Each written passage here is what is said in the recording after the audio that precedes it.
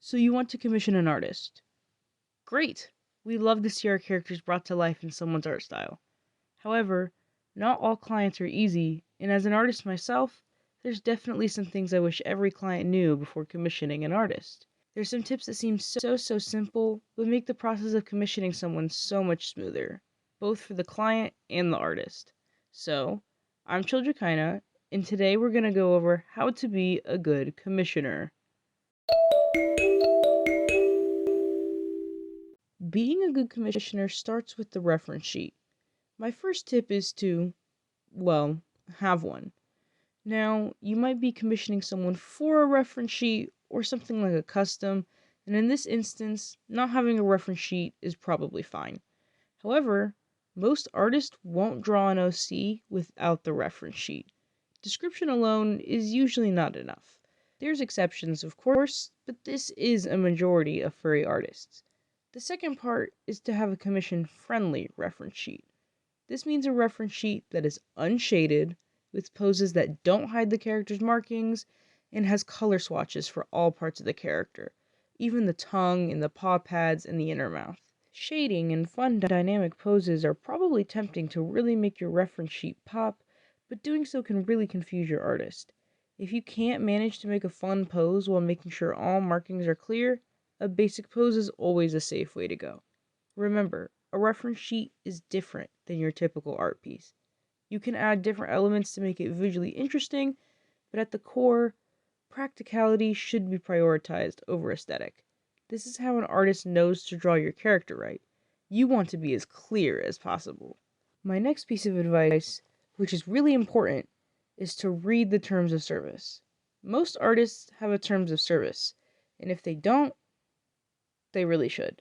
A terms of service, also known as a TOS, is a document that states important information regarding an artist's policies, and by commissioning them, you are agreeing to these policies.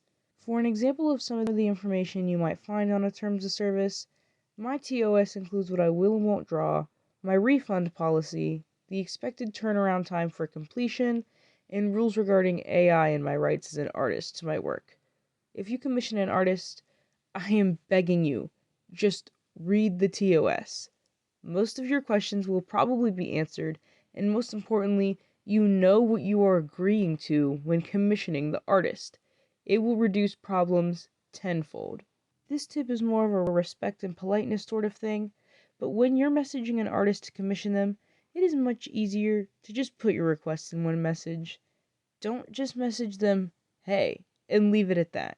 If you have a question, ask the question. If you want to commission them, tell them that. But messaging them about non-commissioned matters before you actually get to the point is just wasted time. It could be anxiety-inducing or confusing for your artist. Also, artists want you to be open and communicative. Just tell your artists what you want. Don't make them guess. If they send you a work in progress and something is wrong with it, just tell them. Even if you just don't like part of it, tell them. Be polite, of course, but they're not going to know you aren't happy with the product if you don't say anything. Artists are not mind readers. You can't not tell them what's wrong and then get upset that it's still wrong. Now, this one is an interesting one, and I'll explain why a little later on, but be patient. Art takes time. Now, reading an artist's terms of service, like mentioned above, can give you a clue as to the expected turnaround time of an art piece. If your commission is within the expected turnaround time, it's never appropriate to bug an artist for completion. After all, you agreed to that turnaround time when reading the terms of service and commissioning them. You can certainly ask for updates, that's totally okay, but asking every day is just pestering. Rushing an artist not only makes them uncomfortable and anxious, but it may just downgrade the quality of your commission too. And my final and probably most real important tip is to don't charge back out of nowhere. This goes hand in hand with communication, but this is a very serious issue. If you want a refund from an artist, you need to communicate with them first. You need to ask them for the refund before just filing a chargeback, which is where you forcefully reverse a transaction. Why should you ask first, you might wonder? Because sudden chargebacks can be serious problems for an artist. Imagine you wake up one day and suddenly your account, whether bank or PayPal, is in the negatives because a client surprise chargebacked you and you had no clue they were even dissatisfied. That's scary. It is so much easier and kinder to just communicate with an artist. A refund does not have to be a sour process. It's also important to note that many people don't keep money in PayPal, and as such, a chargeback can put the account in the negatives. An artist also might not be able to refund you immediately, especially if they live off of art and commission funds go straight to bills or other necessities. I rarely see a reason to charge back without warning. There's almost no situation in which you can't ask for a refund first. If an artist wrongfully denies you a refund, then that is the appropriate time to charge back.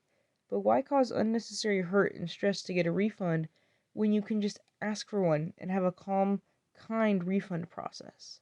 Well, that's all my tips on how to be a good commissioner. Let me know in the comments what you think. If you're an artist, are there any tips that you wish clients already knew? Should I do a how to be a good artist video for the flip side of this? Let me know in the comments. Make sure to like and subscribe for more furry content from me. I post weekly on Saturdays. And remember to stay furry, friends.